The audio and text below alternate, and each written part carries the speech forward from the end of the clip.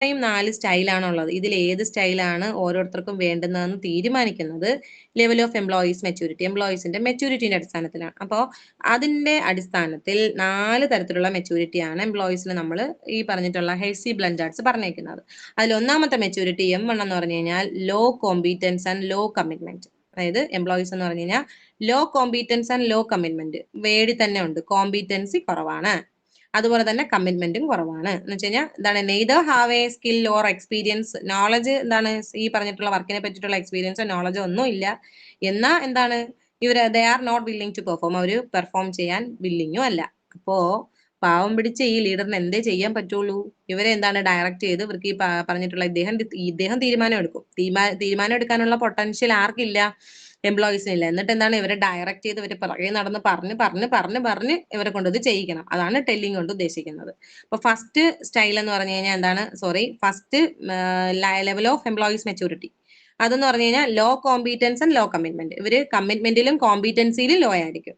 അപ്പം ഇദ്ദേഹത്തിന് യൂസ് ചെയ്യാൻ പറ്റുന്ന സ്റ്റൈൽ ഓഫ് ലീഡർഷിപ്പ് എന്ന് പറഞ്ഞു കഴിഞ്ഞാൽ ടെല്ലിംഗ്, അവരോട് എന്ത് ചെയ്യുക, ഈ കാര്യങ്ങൾ പറയുക എന്നുള്ളതാണ്. ദെൻ നെക്സ്റ്റ് എന്ന് പറഞ്ഞു കഴിഞ്ഞാൽ എന്താണ്, low competence but high commitment. എന്താണ്, ഇവർക്ക് പാവം എന്താണ് നോളജും കാര്യങ്ങളൊന്നും ഇല്ലെങ്കിലും they are willing to work, they are willing to perform. ഇപ്പൊ ചിലരെന്ന് പറഞ്ഞു കഴിഞ്ഞാൽ വേണ്ടുന്ന സ്കില്ലും കാര്യങ്ങളൊന്നും ഉണ്ടാവത്തില്ല, പക്ഷെ എന്താണ് നിങ്ങൾ കാര്യങ്ങൾ പറഞ്ഞു തന്നാൽ പഠിച്ചെടുക്കാനും അല്ലെങ്കിൽ അത് ചെയ്യാനും ഒക്കെ ഉള്ള ഒരു വില്ലിങ്നെസ്, ഒരു സന്നദ്ധത അവർക്കുണ്ടായിരിക്കും. അപ്പം അവര് പെർഫോം ചെയ്യാൻ അവർ റെഡിയാണ്, പക്ഷെ എന്താണ് they do not have the skill എന്നാണ്, സ്കിൽ ആൻഡ് നോളജ്. അതാണ് രണ്ടാമത്തെ ഒരു എന്താണ് മെച്യൂരിറ്റി ലെവൽ എന്ന് പറയുന്നത്. അപ്പോൾ അവരുടെ അടുത്ത് നമുക്ക് ഏത് സ്റ്റൈലാണ് യൂസ് ചെയ്യാൻ പറ്റുന്നത്, ഡിസിഷൻസ് എല്ലാം ഇദ്ദേഹം തന്നെ എടുത്തേ പറ്റുള്ളൂ. കാര്യം അവർക്ക് എന്താണ് അത് എടുക്കാനുള്ള കോമ്പീറ്റൻസി സ്കില്ലും ഇല്ല.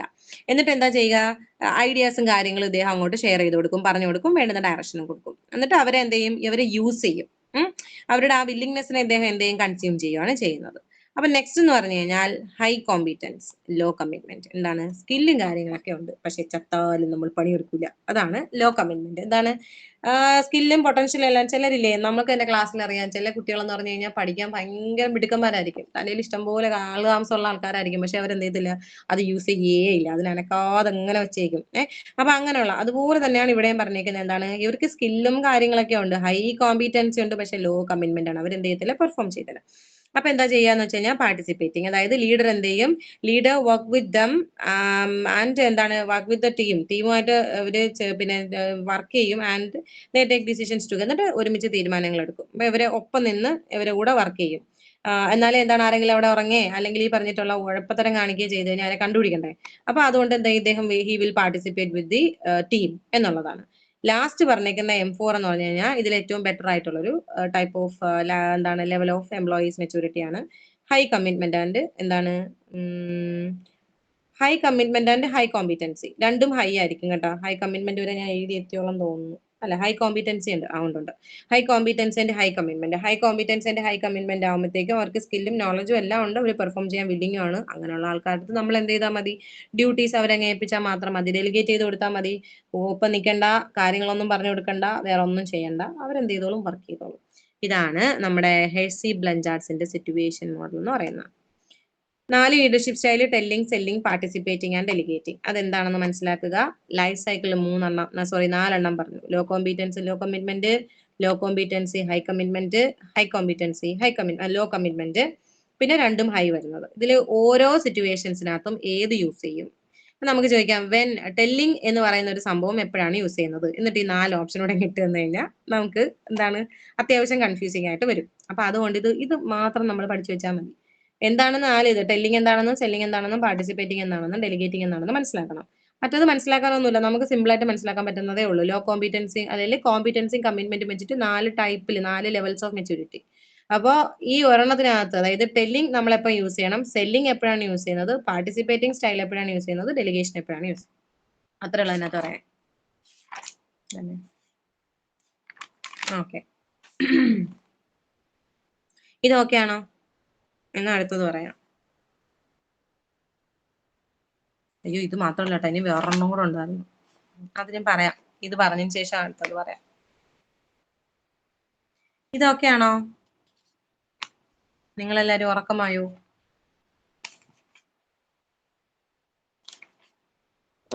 കുഴപ്പമില്ല മിസ്, ഇനി എന്തെങ്കിലും ഡൗട്ട് ഉണ്ടെങ്കിൽ ചോദിക്കാം മിസ്സിന്റെ അടുത്ത്. വായിച്ചിട്ട് ചോദിച്ചാൽ മതി. Next on the basis of situation അതൊരു ഹെഡിങ് എഴുതി വെച്ചേക്കണേ. പാത്ത് ഗോൾ മോഡലാണ് അടുത്ത ഇത് എന്താണ് ഒരു മിനിറ്റേ. Path goal model of leadership അത് റോബർട്ട് ഹൗസ് ആണ് ഡെവലപ്പ് ചെയ്തത് 1970. അതായത് ഇനിഷ്യലി ഇവാൻസ് എന്ന് പറയുന്ന ആളാണ് ഫസ്റ്റ് ഈ പറഞ്ഞ സംഭവം ഇൻട്രൊഡ്യൂസ് ചെയ്തത്. എന്നിട്ട് റോബർട്ട് ഹൗസ് ആണ് ഇതിനെ ഡെവലപ്പ് ചെയ്തത്. അപ്പോൾ ഇവിടെ പറയുന്നതെന്ന് വെച്ച് കഴിഞ്ഞാൽ personal power and positional power. അതായത് ഒരു ലീഡറിന് പേഴ്സണൽ പവറും ഉണ്ടാവും പൊസിഷണൽ പവറും ഉണ്ടാവും അല്ലെ. അതായത് അദ്ദേഹത്തിന് ഒരു റിലേഷൻഷിപ്പ് വ്യക്തിപരമായിട്ടുള്ള ഒരു അറ്റാച്ച്മെന്റും ഈ രണ്ട് ടേം ഇവിടെ യൂസ് ചെയ്യണം എന്നുള്ളതേ ഉള്ളൂ. നേരത്തെ നമ്മൾ പറഞ്ഞ ടാസ്കും പീപ്പിളും തന്നെയാണ് ഇവിടെ ഉദ്ദേശിക്കുന്ന പേഴ്സണൽ പവറും പൊസിഷണൽ പവറും. വ്യക്തികൾ ഓരോരുത്തരും ഓരോ രീതിയിൽ ഇതിനെ പറയുന്നു എന്നുള്ളതേ ഉള്ളൂ. ഇതിനകത്ത് ഫുൾ അതാണ് പറഞ്ഞേക്കുന്നത്. അപ്പൊ എന്താണ് ഇവിടെ എന്താണ് ഉദ്ദേശിക്കുന്നതെന്ന് വെച്ച് കഴിഞ്ഞാല് എന്താ പേഴ്സണൽ പവർ എന്ന് വെച്ച് കഴിഞ്ഞാൽ ഈ പറഞ്ഞിട്ടുള്ള റിലേഷൻഷിപ്പ് റിലേറ്റ് ചെയ്തിട്ട് ആ ഒരു വ്യക്തിക്ക് അദ്ദേഹത്തിന്റെ വ്യക്തിത്വത്തിൽ നിന്നുണ്ടാവുന്ന പവർ എന്ന് വെച്ചാൽ മറ്റുള്ളവരുമായിട്ടുള്ള കൺസേൺ അതിൽ നിന്ന് കിട്ടുന്ന ആ ഒരു പവർ. പൊസിഷണൽ പവർ എന്ന് പറഞ്ഞു കഴിഞ്ഞാൽ ആ ഒരു അദ്ദേഹം ഇരിക്കുന്ന പൊസിഷനെ ബേസ് ചെയ്തിട്ട് അതല്ലെങ്കിൽ അദ്ദേഹത്തിന്റെ ഡ്യൂട്ടിയായിട്ട് റിലേറ്റ് ചെയ്തിട്ട് അദ്ദേഹത്തിന് കിട്ടുന്ന പവറാണ്. അപ്പൊ ഇവിടെ പാത്ത് ഗോൾ മോഡലിൽ പറയുന്നതെന്ന് വെച്ച് കഴിഞ്ഞാല് എന്താണ്, ആദ്യം നമ്മൾ ഗോൾ ഡിഫൈൻ ചെയ്യും. എന്നിട്ട് നമ്മൾ എന്താണ് അവിടെ ക്ലാരിഫൈ ചെയ്യും, നമ്മുടെ ടാസ്ക് എന്താണെന്ന് ക്ലാരിഫൈ ചെയ്യും. ആ ടാസ്ക് ക്ലാരിഫൈ ചെയ്യുമ്പോൾ അവിടെ എന്തെങ്കിലും തടസ്സങ്ങളുണ്ടെങ്കിൽ നമ്മൾ അത് റിമൂവ് ചെയ്യും. എന്നിട്ട് നമ്മൾ എന്ത് ചെയ്യും, ഈ പറഞ്ഞിട്ടുള്ള എംപ്ലോയീസിന് അവർക്ക് വേണ്ടിയിട്ടുള്ള സപ്പോർട്ട്, സബോർഡിനേറ്റ്സിന് അവർക്ക് വേണ്ടിയിട്ടുള്ള സപ്പോർട്ട് കൊടുക്കും. ഇതാണ് പാത്ത് ഗോൾ മോഡലിൽ പറയുന്നത്. എന്ന് വെച്ച് കഴിഞ്ഞാൽ ഗോൾ അച്ചീവ് ചെയ്യാനുള്ള ഒരു പാത്ത് ഈ ലീഡേഴ്സ് തന്നെ എന്ത് ചെയ്ത് കൊടുക്കും, ക്രിയേറ്റ് ചെയ്ത് കൊടുക്കും. അങ്ങനെ ആ പാത്ത് ക്രിയേഷനിലൂടെ ഇവരെന്ത് ചെയ്യും, ഗോൾ എന്ത് ചെയ്യും, അച്ചീവ് ചെയ്യും എന്നുള്ളതാണ്. അപ്പൊ ലീഡർഷിപ്പിന്റെ ബിഹേവിയേഴ്സ് 4 തരത്തിലുള്ള ബിഹേവിയർ ആണ് ലീഡേഴ്സിന് വരുന്നത്. Directive, supportive, participative, achievement. അതാണ് 4 രീതിയിലുള്ള ലീഡർഷിപ്പ് ബിഹേവിയർ എന്ന് പറയുന്നത്. അപ്പൊ 4 രീതിയിലുള്ള ലീഡർഷിപ്പ് ബിഹേവിയർ എന്ന് പറഞ്ഞു കഴിഞ്ഞാൽ ഒന്ന് ഡയറക്റ്റീവ്. ഡയറക്റ്റീവ് എന്ന് വെച്ച് കഴിഞ്ഞാൽ given orders, directions and guide lines. അപ്പൊ ഒരു പല രീതിയിൽ ബിഹേവ് ചെയ്യും എന്ന് വെച്ചാൽ ഫസ്റ്റ് എന്ന് വെച്ച് കഴിഞ്ഞാൽ ഡയറക്റ്റീവ് എന്ന് പറഞ്ഞു കഴിഞ്ഞാൽ എംപ്ലോയീസിന് വേണ്ടുന്ന ഓർഡേഴ്സും ഡയറക്ഷൻസും ഗൈഡ് ലൈൻസും പ്രൊവൈഡ് ചെയ്യും. രണ്ടാമത് സപ്പോർട്ടീവ്. സപ്പോർട്ടീവ് എന്ന് വെച്ച് കഴിഞ്ഞാൽ ഒരു ഫ്രണ്ട്ലി എൻവയോൺമെന്റ് അവർക്ക് പ്രൊവൈഡ് ചെയ്യുന്നതാണ്. ലെസ് സ്ട്രെസ്, അതായത് സ്ട്രെസ് അവർക്ക് കൊടുക്കാത്ത രീതിയിൽ വളരെ ഫ്രണ്ട്ലി ആയിട്ട് സപ്പോർട്ടീവ് ആയിട്ട് അവരോടൊപ്പം നിൽക്കുന്നത്. പിന്നെ പാർട്ടിസിപ്പേറ്റീവ് എന്ന് വെച്ച് കഴിഞ്ഞാൽ ഇവർക്കും കൂടെ ഐഡിയാസ് ഷെയർ ചെയ്യാനൊക്കെ ഉള്ള, അവരുടെ അടുത്ത് നിന്ന് ഐഡിയ ഗ്യാദർ ചെയ്യും. ഐഡിയാസ് ഗ്യാദർ ഫ്രം ദി എംപ്ലോയീസിന്റെ അടുത്ത് നിന്ന് ഈ ഐഡിയാസ് ഗ്യാദർ ചെയ്യും.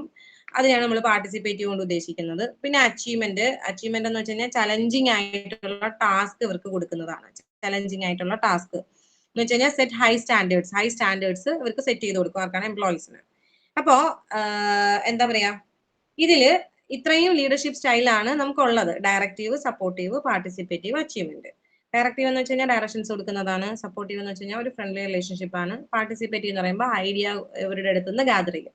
എന്ന് വെച്ച് കഴിഞ്ഞാൽ ഇവർക്കും കൂടെ ഡിസിഷൻ മേക്കിംഗിൽ പാർട്ടിസിപ്പേഷൻ കൊടുക്കുന്നതാണ് പാർട്ടിസിപ്പേറ്റീവ്. അച്ചീവ്മെന്റ് എന്ന് പറഞ്ഞു കഴിഞ്ഞാൽ ഹൈലി ചലഞ്ചിങ് ആയിട്ടുള്ള, ഇവരുടെ പൊട്ടൻഷ്യൽ നോക്കാതെ തന്നെ ഹൈലി ചലഞ്ചിങ് ആയിട്ടുള്ള, ഇപ്പം ഇവർക്കിപ്പോ ഒരു പിന്നെ 100 യൂണിറ്റ് പ്രൊഡ്യൂസ് ചെയ്യാനുള്ള ഒരു കപ്പാസിറ്റി ആണെങ്കിൽ 110, 120 കൊടുത്ത് അങ്ങനെ ഹൈലി ചലഞ്ചിങ് ആയിട്ടുള്ള ഒരു സെറ്റ് അല്ലെങ്കിൽ ഓരോ സ്റ്റാൻഡേർഡ്സ് സെറ്റ് ചെയ്യുന്നു. നിങ്ങൾ ഇത്ര ടൈമിൽ ഇത്ര സാധനം പ്രൊഡ്യൂസ് അങ്ങനെയൊക്കെ. അപ്പൊ അങ്ങനെ ഒരു ഇതാണ് അച്ചീവ്മെന്റ് കൊണ്ട് ഉദ്ദേശിക്കുന്നത്.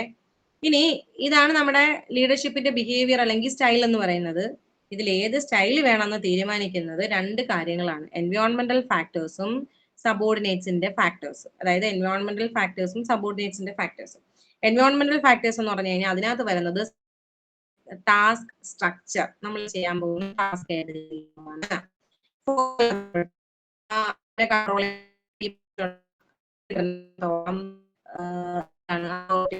പിന്നെ അടുത്തത് പിന്നെ റിലേറ്റഡുള്ള കാര്യങ്ങൾ എന്ന് പറഞ്ഞു കഴിഞ്ഞാല് ലോക്കസ് ഓഫ് എങ്ങനെയാണ്, അപ്പോ ഒരു സിറ്റുവേഷൻ എങ്ങനെയാണ് ബിഹേവ് ചെയ്യുന്നത് എന്നുള്ളതാണ് ഉദ്ദേശിക്കുന്നത്. അവരുടെ എക്സ്പീരിയൻസ് തന്നെയാണ്. അപ്പൊ ഈ 2 ഫാക്ടേഴ്സിന്റെ അടിസ്ഥാനത്തിലാണ് തീരുമാനിക്കുന്നത്. അതിപ്പോ ഇന്നത് എന്നുള്ള ഒരു ഇപ്പം സ്ട്രക്ചറും ഫോർമൽ അതോറിറ്റിയും ഈ പറഞ്ഞിട്ടുള്ള വർക്ക് ഗ്രൂപ്പ് വർക്കേഴ്സിന്റെ പിന്നെ എന്താണ് നോക്കിയതിനു ശേഷം അതിന്റെ അടിസ്ഥാനത്തിൽ ഇവര് അല്ലെന്നുണ്ടെങ്കിൽ ഫ്രണ്ട്ലി എൻവയോൺമെന്റ് കൊണ്ടുപോകാം, അല്ലെങ്കിൽ പാർട്ടിസിപ്പേറ്റീവ് ആയിട്ട് എന്ത് ചെയ്യാം, ഹൈലി ചലഞ്ചിങ് ആയിട്ട് ടാസ്ക് കൊടുക്കാം. ചെയ്ത് കഴിഞ്ഞിട്ട് എന്ത് ചെയ്യണം,